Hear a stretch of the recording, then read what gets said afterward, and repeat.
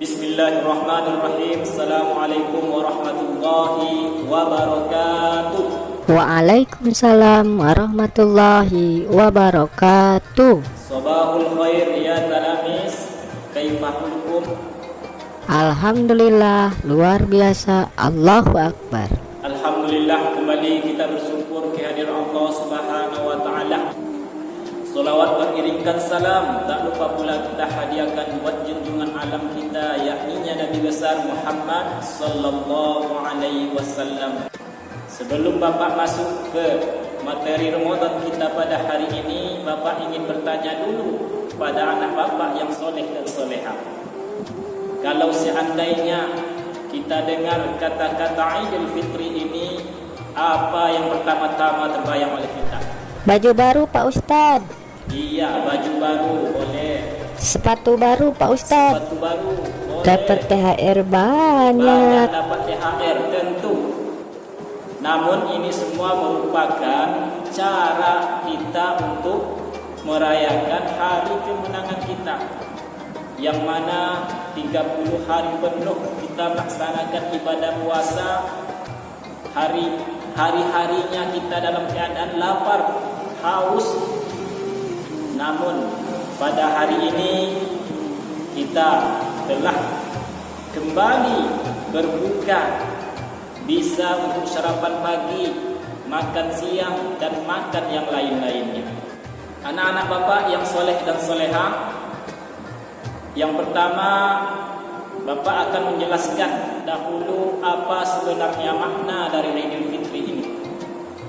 Idul Fitri, kata yang pertama yaitu Idul, yang mana berasal dari bahasa Arab, yaitu dari kata ada ya'udu.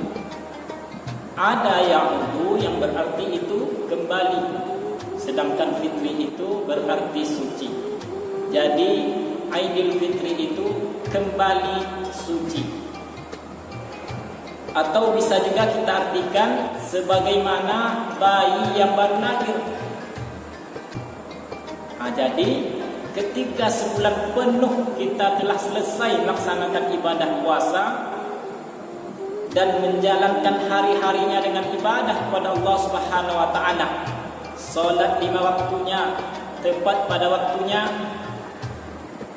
puasa Ramadannya full sebulan penuh kita kerjakan, malamnya kita dirikan dengan melaksanakan sunnah salat tarawih, bertadarus, salat tahajud.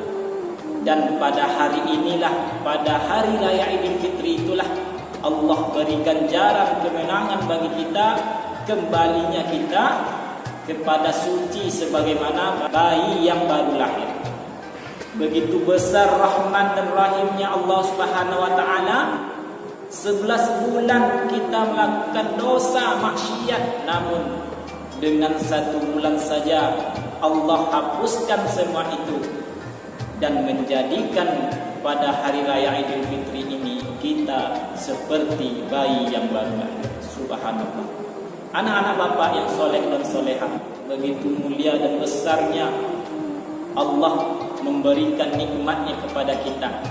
Jadi marilah sama-sama di hari kemenangan itu kita laksanakan sunnah yang telah diperintahkan Rasulullah kepada kita, yang mana di pagi Idul Fitri itu kita disunnahkan untuk melaksanakan solat 2 rakaat yang disebut dengan solat Idul Fitri. Pak Ustadz, apa hukumnya melaksanakan sholat Idul Fitri itu? Mengerjakan solat Idul Fitri ini hukumnya ialah sunnah muakkad. Oh begitu. Terus apa itu sunnah muakkad Pak Ustadz? Sunat muakkad itu ialah sunat yang diberatkan, yang sangat dianjurkan, bahkan bisa kita bilang mendekati wajib. Kenapa? Karena pada masa Rasulullah sallallahu alaihi wasallam beliau bersabda, "Umirtu an nukhrija hayyan." Beliau memerintahkan kepada sahabatnya untuk mengeluarkan atau menjemput wanita-wanita atau perempuan-perempuan yang lagi berhalangan untuk melaksanakan sholat, namun diperintahkan juga untuk menghadiri tempat kita melaksanakan sholat Idul Fitri tersebut. Tapi bukan untuk melaksanakan sholat, hanya untuk mendengarkan khutbah atau kebaikan-kebaikan yang disampaikan oleh Ustadz pada saat khutbah Idul Fitri tersebut. Pak Ustadz, bagaimana tata cara melaksanakan sholat Idul Fitri? Yang pertama sama, kita melafalkan niat dahulu. Apakah anak-anak Bapak sudah hafal niatnya? Kalau belum, mari sama-sama kita bacakan terlebih dahulu. Usalli sunatan li'aidil fitri rak'ataini mustaqbilal qiblati adaan ma'muman lillahi ta'ala. Setelah melafalkan niat, setelah kita berniat untuk melaksanakan sholat Idul Fitri ini, kita sama juga seperti mengerjakan sholat wajib, yaitu bertakbiratul ikram. Namun di sini perbedaannya, setelah bertakbiratul ikram ini kita disunnahkan untuk membaca takbir sebanyak 7 kali di rakaat yang pertama. Maaf Pak Ustadz, saya kurang paham. Coba bisa dicontohkan sama Pak Ustadz. Bapak contohkan 2 kali saja, begitulah seterusnya sampai nanti takbir yang ke-7. Allahu Akbar. Jadi di antara 7 takbir ini ada pula kita juga disunahkan untuk melafazkan zikrullah. Apa lafaz zikrullah? Pasti kita sudah tahu. Yang berlafazkan subhanallah walhamdulillah wala ilaha illallah wallahu akbar. Kita contohkan ya, coba perhatikan sama-sama. Allahu akbar, subhanallah walhamdulillah wala ilaha illallah wallahu akbar. Allahu akbar, subhanallah walhamdulillah wala ilaha illallah wallahu akbar. Sampai nanti takbir yang ke-7. Setelah takbir yang ke-7, imam langsung membaca surat Al-Fatihah.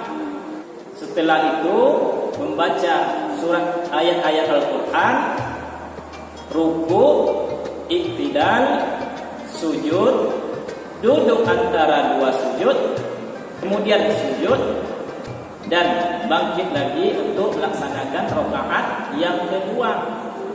Dan di rakaat yang kedua ini kembali kita disunnahkan melafalkan kembali, disunnahkan kembali untuk membaca takbir sebanyak 5 kali. Di luar itu takbir berbangkit dari sujud tadi atau yang kita sebut dengan takbir intiqal. Sama bacaannya sama dengan takbir yang pertama tadi. Allahu akbar, subhanallah walhamdulillah wala ilaha illallah wallahu akbar. Jadi di rakaat yang kedua berapa kali tadi takbir yang kita laksanakan? 5 kali.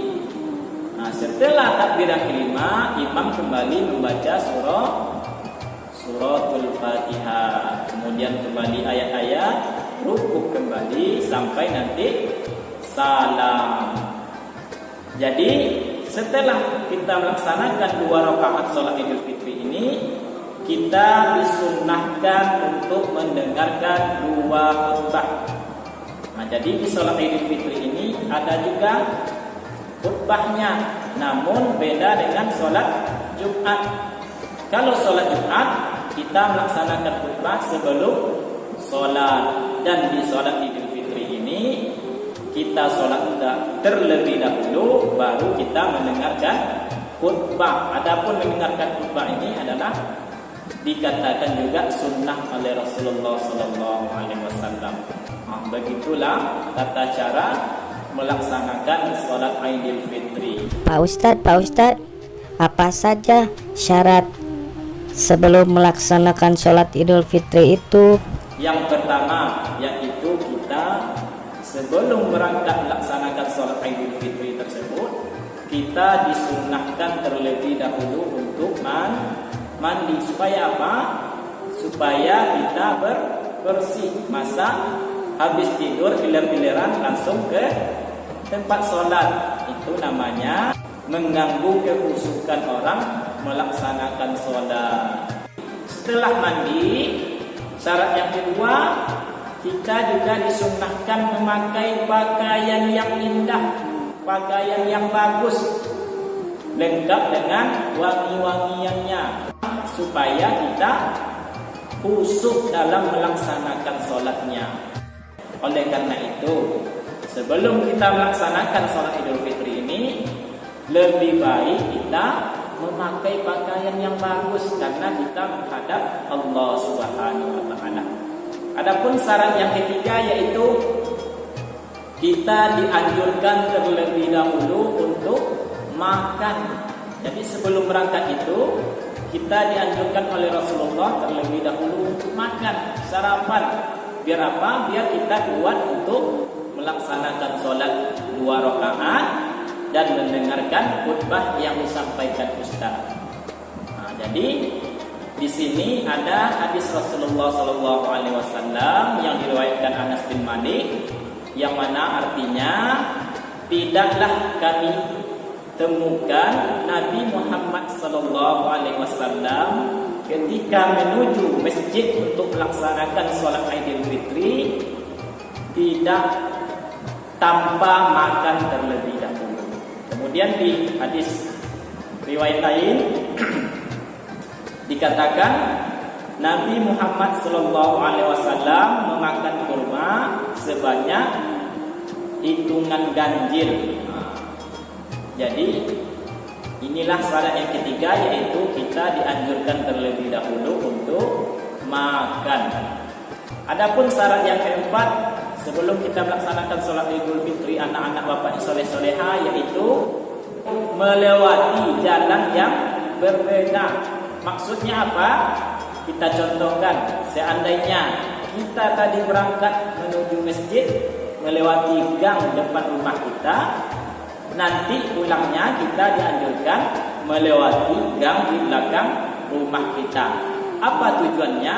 Supaya kita banyak menemui karib kerabat kita, teman-teman kita, saudara-saudara kita.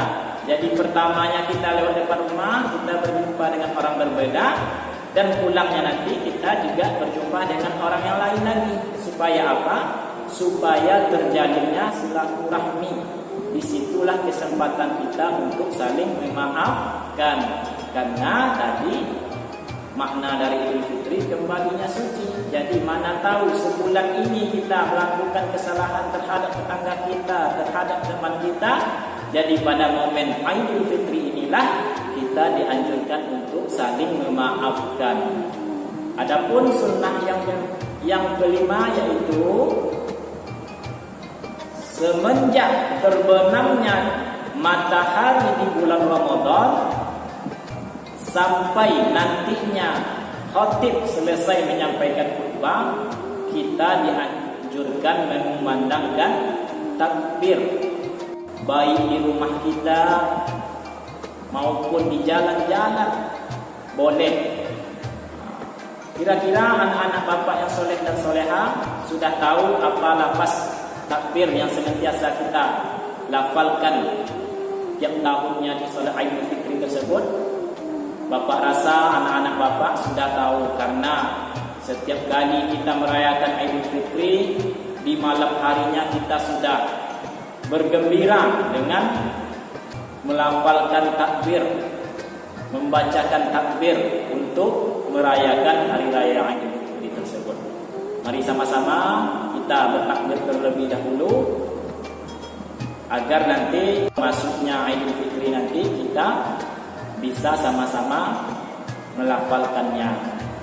Mari sama-sama kita coba dulu untuk melafalkannya agar di malam Idul Fitri nanti kita mudah untuk melafalkannya atau sudah hafal. Nah, ayo sama-sama. Allahu Akbar, Allahu Akbar, Allahu Akbar. La ilaha illallah, Allahu Akbar. Allahu Akbar walillahil hamd. Allahu Akbar, Allahu Akbar, Allahu Akbar. La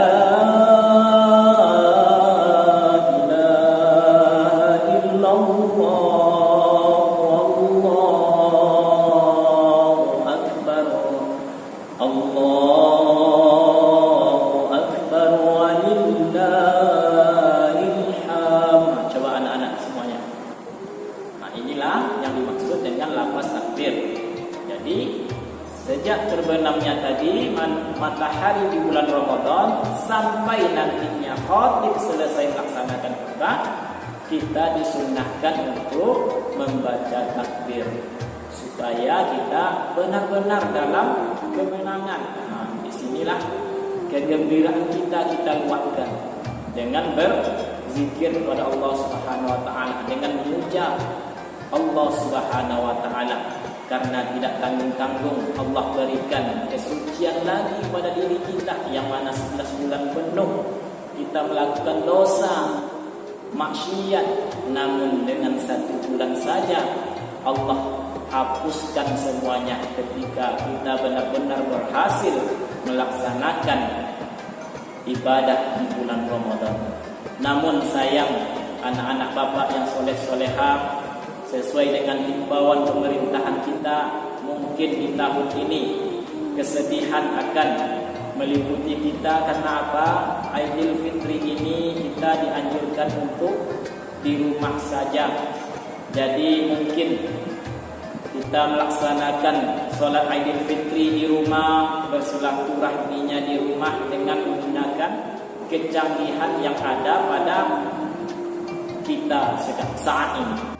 Mungkin inilah materi yang bisa Bapak sampaikan pada pesantren Ramadan kita kali ini. Bapak harap anak-anak Bapak senantiasa untuk selalu mengikuti materi-materi yang disampaikan oleh guru-guru kita, guna dan tujuan untuk mengisi amaliyah di bulan Ramadan ini. Kita tutup dengan doa kafaratul majlis. Subhanakallahumma wa bihamdika asyhadu an la ilaha illa anta astaghfiruka wa atubu ilaik. Assalamualaikum warahmatullahi wabarakatuh.